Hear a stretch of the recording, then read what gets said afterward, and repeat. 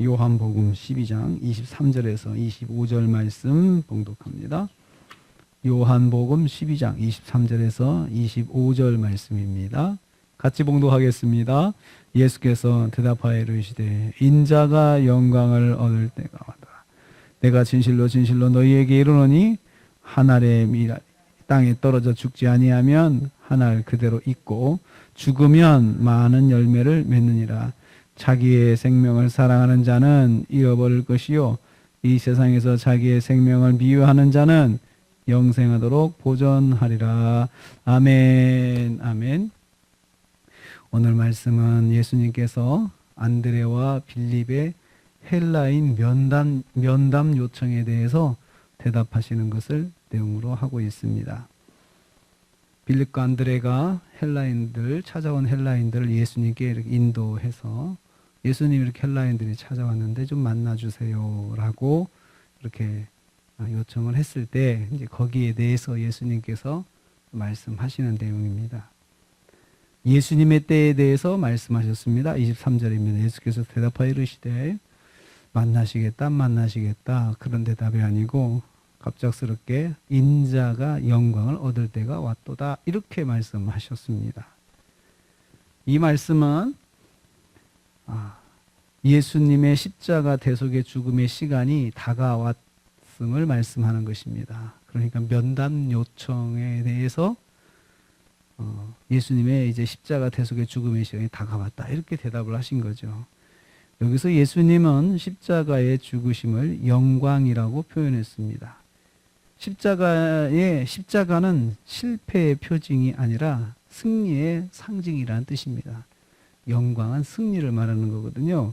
그래서 예수님께서 이제 십자가 대속의 죽으심으로 승리의 하나님의 뜻을 이루는 그런 승리의 시간이 다가왔다 이렇게 말씀하신 거죠. 헬라인들의 면담에 대한 답변으로 하신 말씀인 것으로 보아서 유대인 밖의 사람들이 예수님을 믿는 일이 십자가 대속의 죽음 이후로 본격화될 것을 암시하는 것이라고도 볼 수가 있습니다. 예수 그리스도를 통해서 만민이 구원을 받는 승리의 영광이 일어날 것을 의미합니다. 헬라인들을 보시면서 이제 예수님께서 이 십자가 대속의 사건을 통해서 만민이 구원 얻는 일이 일어날 것이다 라고 하는 그것을 말씀하신 것이기도 하고 그러면서도 이제 예수님께서 십자가에 이제 죽으실 때가 다가왔다라는 것도 말씀하고 있는 것입니다. 십자가 구원의 역사는 영광의 사건입니다. 영광의 사건, 사람들은 실패했다고 비난하는 사람들도 있습니다. 그런데 그것은 영광의 사건입니다. 두 번째로 예수님 자신을 한 알의 미랄로 비유하셨습니다. 24절입니다. 예수께서 이루실 영광의 구원의 역사를 한 알의 미랄에 비유하셨습니다. 한 알의 미랄은 땅에 심겨져야 한다. 첫 번째 미랄의 원리는 땅에 심겨져야 한다는 거죠. 그러니까 미랄이 열매를 맺으려면 일단 땅에 심겨져야 되는데 그냥 아무리 미랄을 그릇에다 보관해 놓고 좋은 그릇에 보관한다고 해서 그 씨를 낳는 것은 아니라는 것입니다. 미랄이 다른 토양을 만나야 함을 말합니다. 미랄이 토양을 만나야 이제 그 속에서 뭔가 역사가 일어나는 거죠.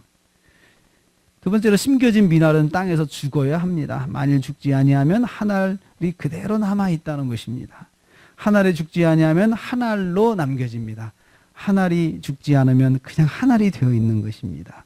그러나 한 알의 미랄이 뿌려진 땅에서 죽으면 죽은 것이 많은 열매를 맺습니다. 한 알이 땅에 심겨져 죽어야 많은 열매를 맺는다는 것이죠. 죽지 않으면 그냥 한 알로 남고 죽으면 많은 열매를 맺는 것입니다.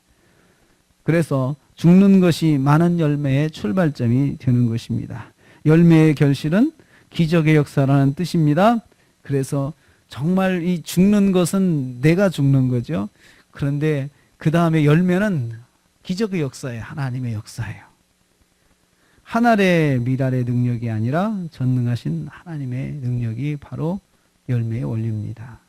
생명 열매는 한 알이 죽어야 일어납니다. 생명 열매는 한 알이 죽어야 합니다.